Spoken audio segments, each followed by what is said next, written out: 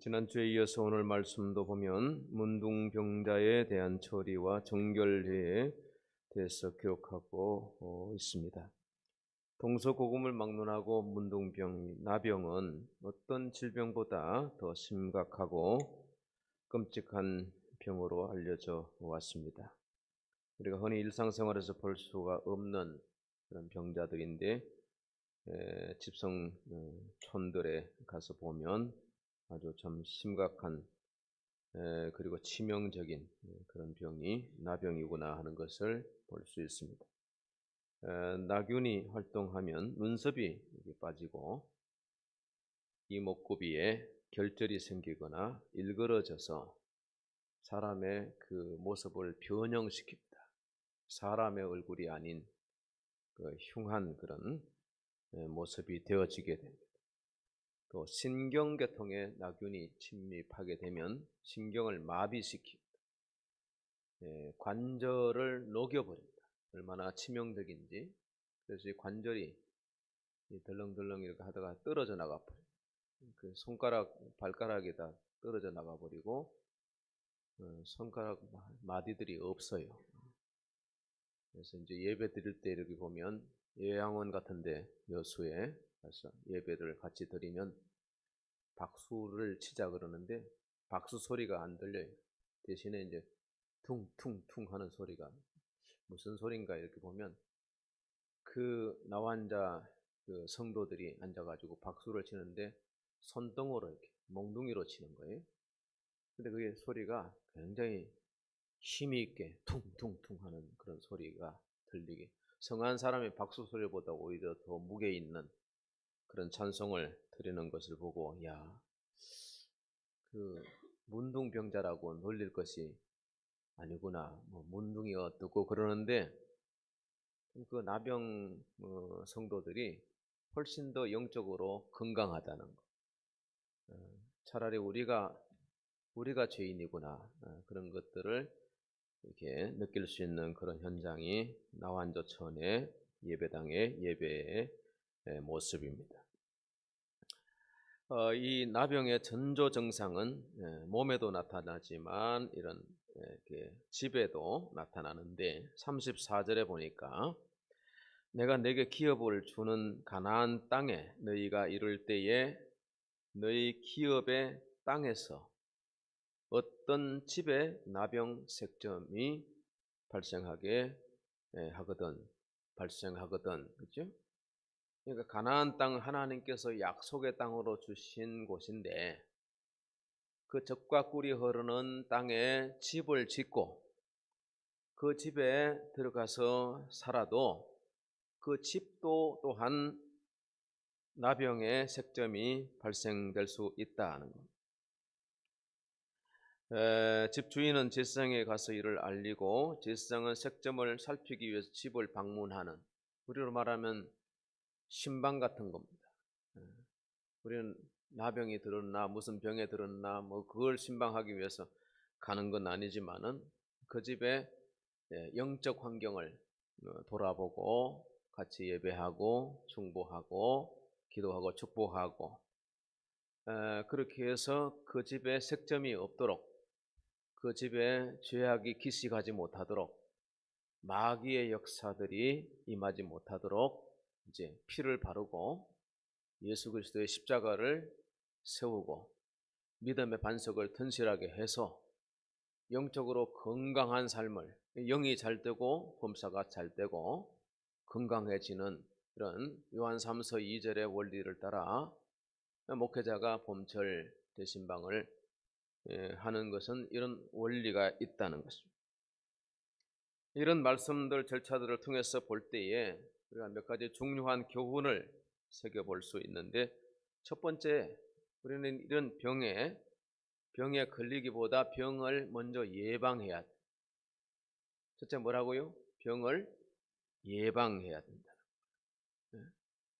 병 걸려서 고생하면서 치료하는 것보다는 병을 예방하고 병에 안 걸리는 것이 낫죠. 근데 예방은 참 어렵습니다.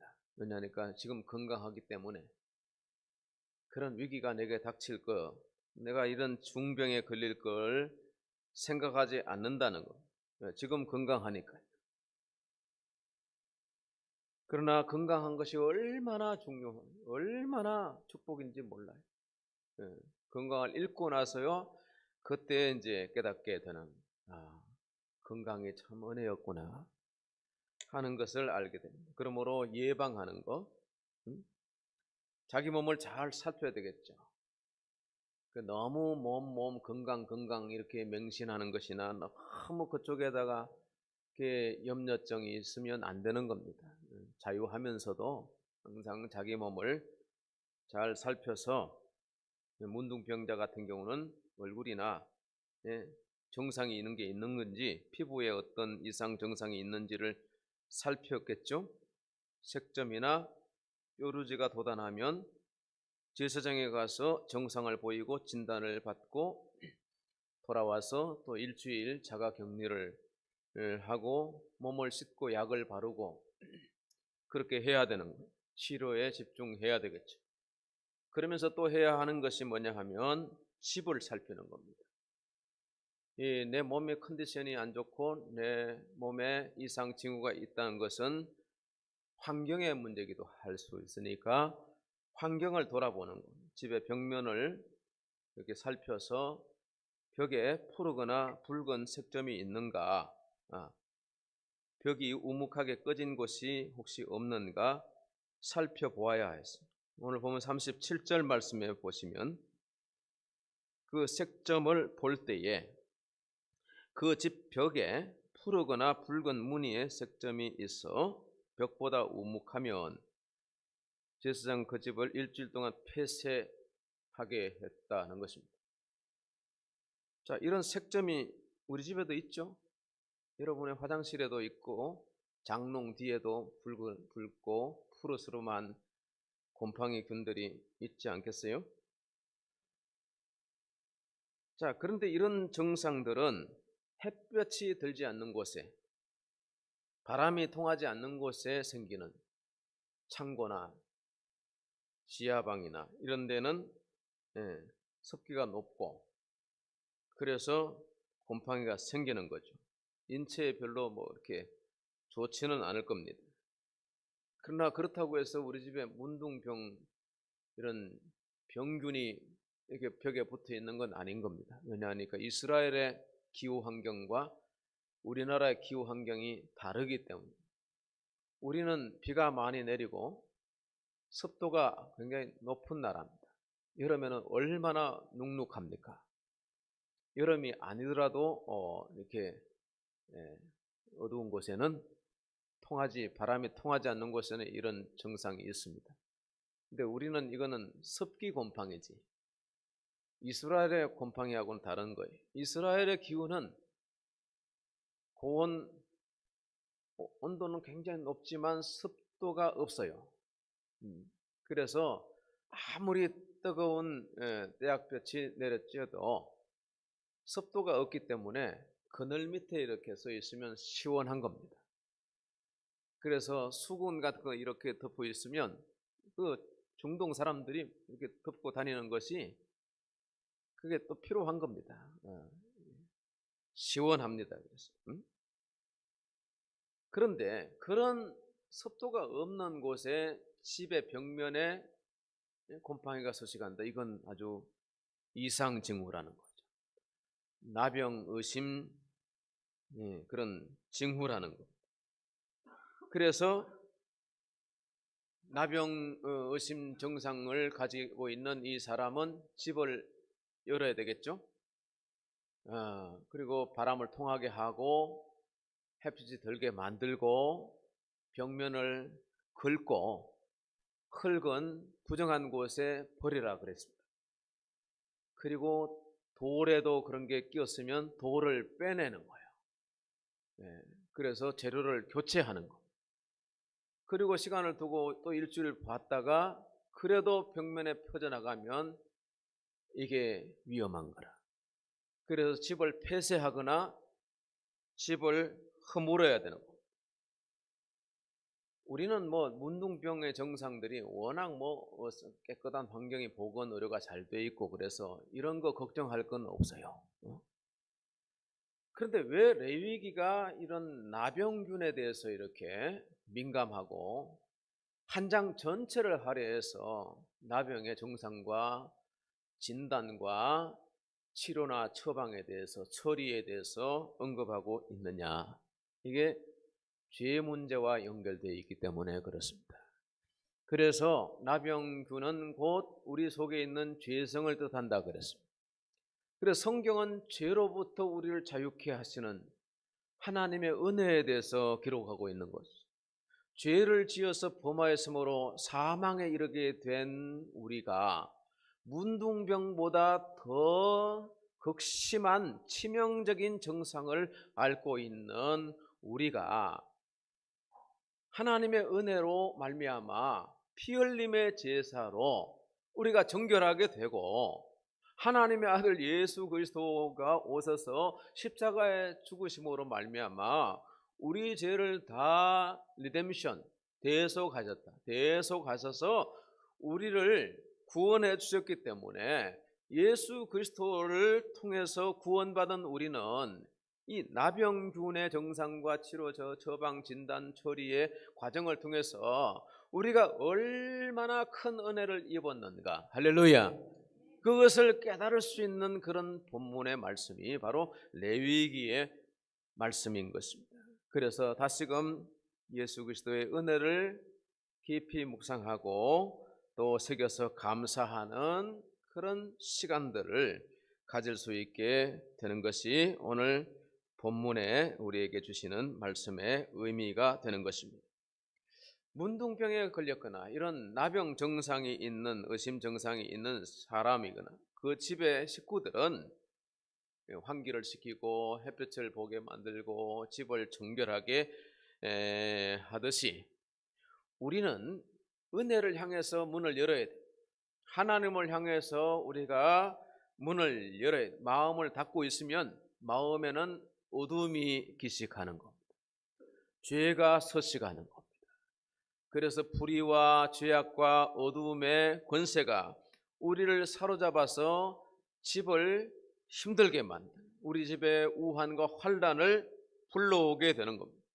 그래서 우리 성도들은 집을 열어야 돼요. 집을 하나님을 향해서 열어야 돼요. 은혜의 문을 열어야 되는 것이죠.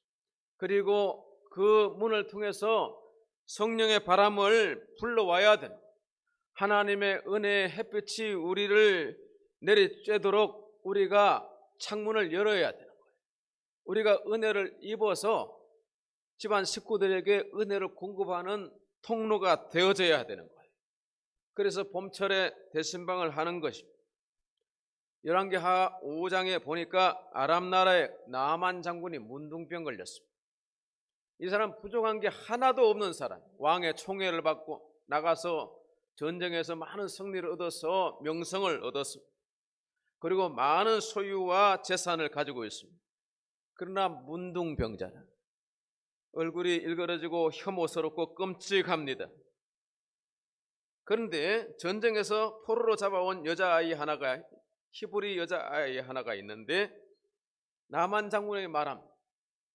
우리 이스라엘 나라에 위대한 선지자가 한 분 계시는데 그 선지자에 가서 기도를 받으시면 어떻겠냐. 그래서 이제 이 나만이 금은 보화를 싣고 이스라엘 땅에 가죠. 그런데 엘리야는 나와 보지도 않고 방에 앉아서는 저 요단강에 가서 7번 몸을 씻고 가라는 거예요. 아니 내가 누군데 감히 이렇게 나와보지도 않고 이런 대접을 할 수 있는가, 그런 마음이 들어서 돌아가죠. 그때 종들이 말합니다. 장군님, 선지자께서 당신에게 이보다 더 큰 일을 하라고 했어도 했을 것 아닙니까? 이 얘기를 듣고 보니까 그래요. 그래서 나만이 마음의 문을 열죠. 은혜를 향하여서 마음을 열고 말씀 앞에 겸손해지고 그리고 마음을 낮추고 요단강으로 내려가서 몸을 7번 씻었을 때에 그 살이 어린아이의 살과 같이 되었다, 이렇게 성경은 기록하고 있습니다. 우리의 마음을 하나님을 향해서 열 때에 하나님의 은혜가 우리에게 임하는 줄로 믿습니다. 죄가 우리 마음을 병들게 합니다. 교만한 마음이 우리를 힘들게 만들어요. 음란과 악한 말과 염려와 근심이 우리에게 온갖 우환을 불러오는 것입니다. 우리 집을 병들게 하는 것입니다. 그러나 그럴 때라도 깨닫고 다시 마음을 열고 은혜의 보호자를 향해서 달려나간다면 하나님께서 고치시고 회복해 해주실 줄로 믿습니다. 아브라함의 집에 나그네 3사람이 지나가는데 아브라함이 그분들을 영접해서 집에 들이고 송아지를 잡고 빵을 구워서 극진히 대접했습니다. 아브라함의 집의 내실에 사라는 90이 되도록 잉태하지 못하는 여인이었습니다. 그러나 그날 그 집을 은혜를 향해서 열었을 때에 그 집에 천사가 들어와서 불임의 병을 치료해 주신 줄로 믿습니다. 요즘 왜 질병이 창궐하고 병의원이 번창합니까? 세상의 빌딩은 다 병원 빌딩 같아요.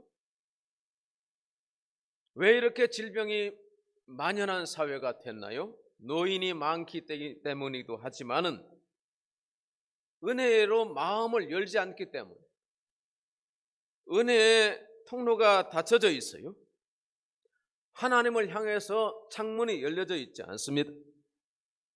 소유는 넉넉하고 모든 것에 부족함이 없는 세대를 살지만 어둠이 온 땅을 드리워서 캄캄함이 온 땅을 드리워 있습니다. 혹여 잘 살고 잘 먹고 좋은 환경에서 살더라도 저 문둥병 환자보다 더 심각한 질환을 앓고 있는 것이 죄의 정상이라는 거죠. 죄 문제를 처리하지 못하는 수많은 사람들이 사망의 독에 눌려 있고 결국은 심판을 받고 불지옥에 떨어지기 때문에 우리는 은혜로 향해서 마음을 열고 주님의 몸된 교회는 복음 전파와 선교의 힘을 쓰고 저 연약한 백성들, 안타까운 영혼들을 구원하기 위해서 제사장 거룩한 사역에 함께 동참하고 하나님의 몸된 교회를 아름답게 세워가는 일에 우리가 동력해야 할 줄로 믿습니다. 오늘 말씀의 교훈 두 번째는 나병에 있어서 제사장의 사역이 절대적이라고 하는 사실.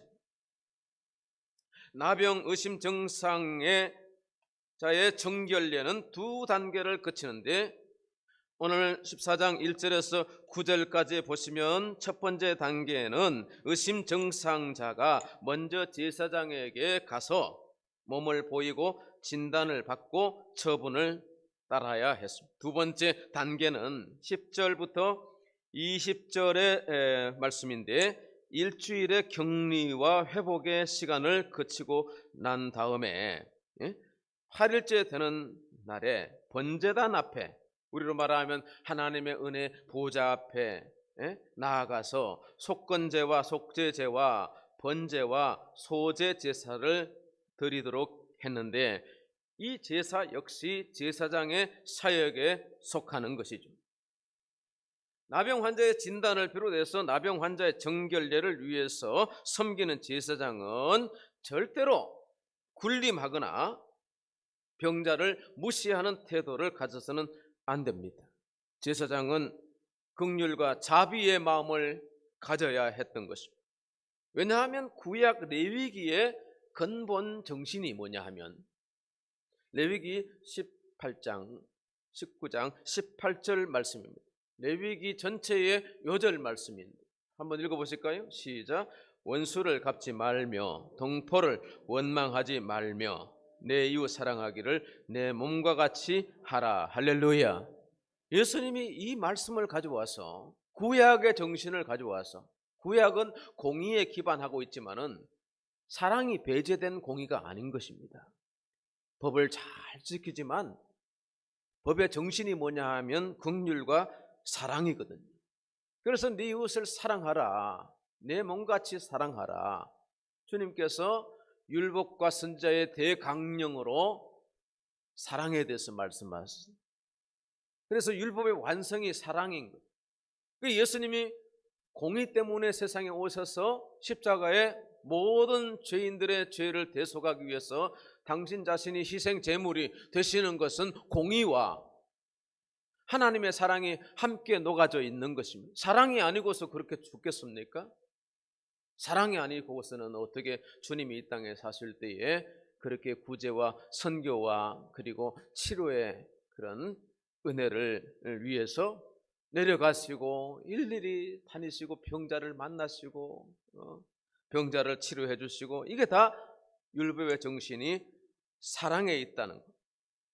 오늘 본문 말씀에 보면 이러한 정신이 녹아져 있는 부분을 찾을 수 있는데, 나병 환자를 진단하기 위해서 제사장이 진영 밖으로 나갔죠. 진 밖으로 갈 수밖에. 왜? 그들이 사회적으로 격리를 당해서 진 밖에서 움막에서 살지 않겠어요? 사람같이 살지 않는 겁니다. 짐승같이 토굴 같은 데서 이렇게 음식만 갖다 주는 그런 어떤 환경 속에서 벌어진 곳에, 광야 같은 척박한 곳에서 정죄받고 격리되어서 사는 그 문둥이들만 사는 곳에 제사장이 내려가야 했던 것입니다. 하와이가 미국에 합병된 것은 1898년이었습니다. 그전에는 하와이 왕국으로 있었는데, 미국이 진주만을 독점권을 가지고 섬의 영향력을 확대해 나가던 때에 1864년입니다. 벨기에 출신의 한 신부가 하와이로 왔는데 그 이름이 다미엔 신부입니다. 9년 동안 이제 코할라라고 하는 본섬에서 선교를 하다가 몰로카이 섬에 자원하여서 선교하러 가게 되었습니다. 몰로카이 섬은 어떤 곳이냐 하면 우리나라 저 소록도처럼 문둥 환자들만 격리되어서 살고 있는 곳에 사제가 없다는 소식을 듣고 거기에 자원해서 섬에 들어가게 되었습니다. 당시 백인 선교사들은 문둥병자를 저주받은 병이라고 여겼습니다. 하와이 사람들이 성적으로 문란해서 하나님이 그들에게 진노하셔서 그런 몹쓸 병에 걸렸다고 생각하는 것이 일반적인 그 미국 사람들이나 선교사들까지도 그렇게 생각을 했어요. 아무도 거기 선교하러 들어갈 생각이 없어요. 그러나 다미엔 신부는 그 섬에 들어가서 그들과 함께 살면서 그들을 돕습니다. 나환자들과 함께 돼지를 치고 농사를 짓고 길을 닦고 집을 수리해 주었습니다. 나환자들의 종기를 씻어주고 연고를 발라주고 붕대를 감싸주고 약을 나눠주고 치료해 주었습니다. 그러니까 이 다미엔 신부는 말하자면 농부이기도 하고 또 축산을 하는 사람이기도 하고 공사업자이기도 하고 또 의사요, 간호사요, 약사의 역할을 다 혼자서 하는 거예요. 이 다미엔 신부에게 그러나 한 가지 걱정이 있어요. 야, 이러다가 나도 나병 환자가 되는 거 아니냐? 누가 병들기를 원하겠습니까? 그런데 그 소굴에 들어가서 사는 이 다미엔 신부는 그게 늘 걱정이 돼요. 환자들 만나고 돌아오면 늘 가려움증에 아마 느낌이 그랬을 겁니다. 그러다가 점점 가려워지고 그래서 두꺼운 부처를 보내달라고 요청하기도 하는 그런 편지를 볼 수 있습니다. 그러다가 1884년 그 우려하던 문둥병에 본인도 걸리고 말았습니다. 그리고 5년 뒤인 그의 나이 49살의 젊은 나이에 세상을 떠납니다. 무엇보다도 나환자들의 마음을 위로해주고 영적으로 이끌어주는 그는 목자였고 제사장이었고 대행자로 살았던 것. 신구교를 떠나서 정말 위대한 성자. 그래서 그 스티펀슨이라고 하는 그 사람의 이 말은 이렇게 말하고 있습니다. 그는 우리 시대의 성자요, 그는 참 의인이었다. 이렇게 표현하고 있습니다. 나환자를 진단하기 위해서, 나환자를 섬기기 위해서 제사장이 진영 밖으로 나가는 것과 같이 예수님은 영문 밖으로 십자가를 메고 나가셨습니다. 그분은 위대한 대제사장으로서 우리의 모든 죄와 질고를 지고 영문 밖에 나갔었습니다. 친히 그 몸으로 희생 제물이 되어 주심으로써 문둥병보다 더 심각한 치명적인 죄의 문제를 해결해 주시고 우리를 대속해 주신 그분은 우리의 구원자이심을 믿습니다. 오늘 말씀에 보면 4절에 제사장은 2마리 산새를 준비하도록 했죠. 문둥 정결례에 참여하는 자에게 명령하여 살아있는 정결한 새 2마리, 그리고 백향목, 홍색실과 우슬초를 가져오게 했습니다. 새 2마리는 그 중에 하나는 흐르는 물 위에 질그릇 위에서 잡아가지고 피를 받아놓고, 그 피를, 산새 한 마리의 그 몸에서 나는 피가 얼마나 되겠습니까? 소량입니다. 그거를 피를 받아다가 7번 뿌려서 정하다. 엘리사 선자가 나만 장군에게 요단강에 가서 7번 씻으라. 7이라고 하는 숫자는 완전 숫자입니다. 그래서 완전한 치료는 하나님의 은혜로만 가능하지 세상의 약으로는 안 되고, 어떤 의원도 이 문둥병은 치료할 수 없는 것이 속설이었어요. 오직 하나님의 은혜로만, 예수의 보혈로만 우리의 죄가 완전히 속죄함을 받고 깨끗하게 되어진 줄로 믿으시기 바랍니다. 그리고 2마리 중에 1마리는 살려놔요. 그리고 들에 가서 풀어주는데, 이것은 그리스도의 부활과 생명을 상징하는 것입니다. 그런데 문둥병자의 정결례에 쓰인 물품들 중에는 또 우리가 이해하기 어려운 3가지 있는데, 백향목과 또 뭐죠? 홍색실과 우슬초가 있죠. 백향목은 시들지 아니하는 생명력을 나타내는 것입니다. 그 생명력은 하나님 안에 있는 것입니다. 세상은 죄와 사망의 독이 가득한 곳입니다. 시들고 쇠하고 죽어나가는 세상입니다. 우리가 죽음을 자주 일상에서 볼 수 없어서 그렇지, 전에 우리가 관을 메고 상여를 끌고 가서 산에 틀을 파고 묻을 때는 그 죽은 자의 그 몸이 얼마나 그 심각하고 치명적인 걸까요? 생명이 떠나니까 그 얼마나 참 안타까운 그런 모습이, 절망적인 그 상태가 되어집니까? 근데 백향목은 생명을 상징한단 말입니다. 늘 푸르르고 힘있게 뻗어가는 백향목은 바로 예수 그리스도를 믿는 하나님의 백성들에게 있는 생명력인 것입니다. 홍색실은 뭐예요? 홍색실은 홍포를 입으신 그리스도를 상징하고, 일일이 설명을 못하겠습니다. 우슬초는 뭐예요? 길가에 담벼락에 이렇게 자라나는 그 식물인데, 우리 옛날 시골에 왜 그걸 베다가 가을에는 그걸 이제 묶어가지고 방빗자루 쓸고 그런 식물이에요. 그런데 문둥병자의 정결례를 위해서 꼭 필요한 식물이 바로 이 우슬초예요. 다윗은 시편 고백하기를 우슬초로 나를 정결케 하옵소서. 내가 정하리이다.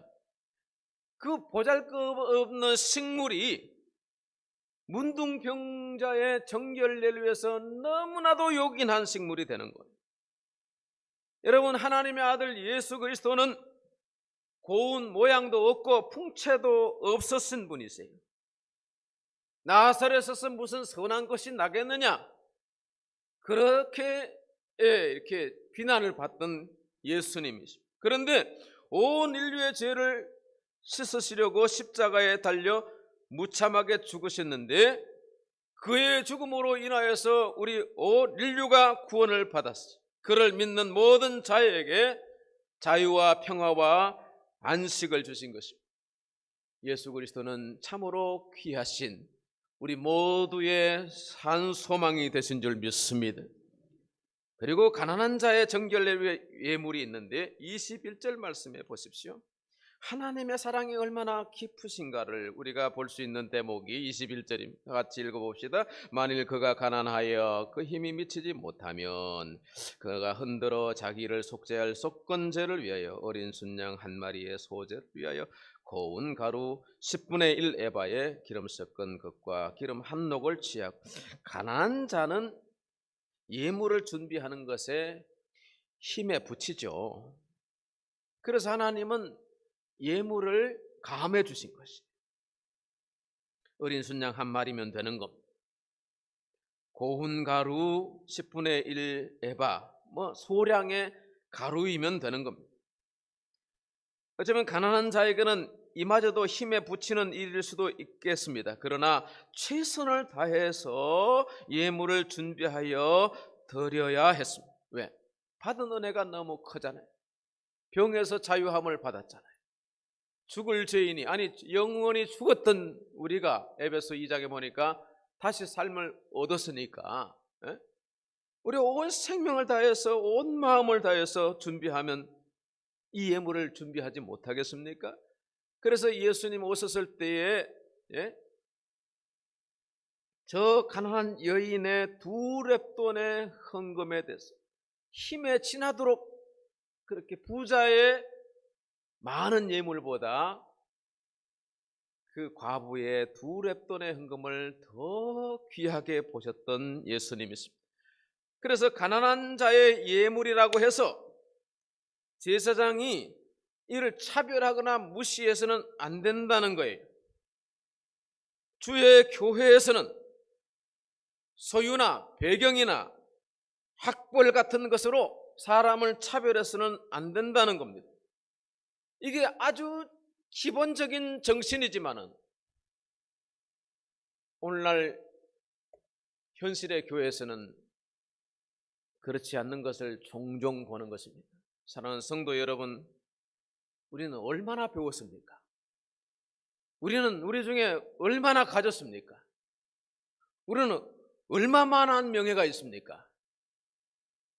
하나님의 아들 예수 그리스도는 천국 보좌를 버리시고 이 땅에 오셔서 가난한 자와 함께 울고 웃으며 병든 자들을 치료하시며 하나님 나라의 복음을 전파하시기에 힘을 다 쓰셨습니다. 죽기까지 하나님의 말씀에 순종해서 당신 자신을 제물로 내놓으신 것입니다. 그러므로 하나님 앞에 나오는 우리가 소유 때문에 또는 예물 때문에 걱정할 거 없어요. 우리의 힘에 지나도록, 그 이후의 말씀 보니까 힘에 지나도록 준비하면 되는 겁니다. 우리가 받은 은혜가 크기 때문에 하나님께 드리는 시간, 예물, 우리의 마음을 다하여서 온전한 예물로 하나님께 드리기에 힘써야 된다. 가난한 자도 그건 예외가 없다라고. 왜? 큰 은혜를 우리가 함께 받았기 때문입니다. 그러므로 세 번째 마지막으로 하나님의 은혜와 긍휼을 입은 것에 항상 감사할 수 있게 되기를 바랍니다. 오늘 주보에도 기록했습니다만 때때로 병들게 하심을 감사합니다. 인간의 약함을 깨닫게 해주시기 때문입니다. 가끔 고독의 수렁에 내던져 주심도 감사합니다. 그것은 주님과 가까워지는 기회입니다. 병들기 전에는 죄악의 시간이었고 교만의 시간이었고 은혜에 대해서는 잊혀진 시간이었습니다. 그러나 병들어서 제사장 앞에 나가니까 깨닫게 되고, 그러므로 겸손하게 되고 은혜의 시간이 열려지게 된 겁니다. 나만이 그랬습니다. 모든 병전자들도 그랬습니다. 모든 죄인들이 다 그랬습니다. 전에는 죄악의 시간이었고 교만의 시간이었고 어둠의 시간이었습니다. 그러나 지금은 하나님의 아들 예수 그리스도 앞에 모인 저와 여러분에게 은혜의 시간이 열려지게 된 줄로 믿습니다. 겸손의 시간, 순종의 시간. 그래서 이전 것은 지나갔으니 보라 새 것이 되었다.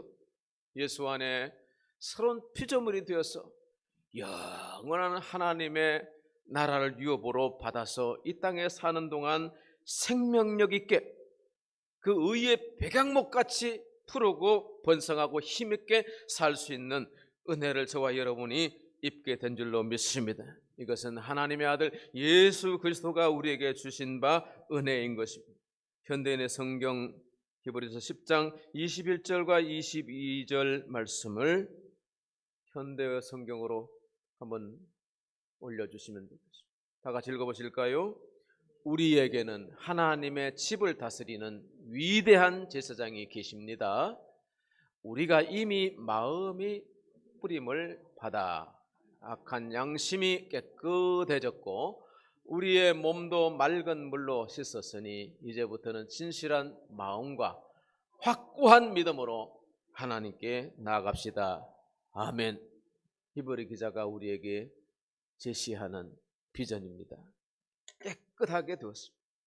진실한 마음으로 확고한 믿음으로 하나님께 나아가기 힘쓰시는, 그래서 여러분의 마음의 문이 은혜로 향해서 활짝 열려지고 하나님 앞에 나아가게 힘쓰시고 기도하심으로 하나님의 뜻을 이 땅에서 이루어가시는 저와 여러분 모두가 되기를 축복합니다. 은혜 하나님 감사합니다.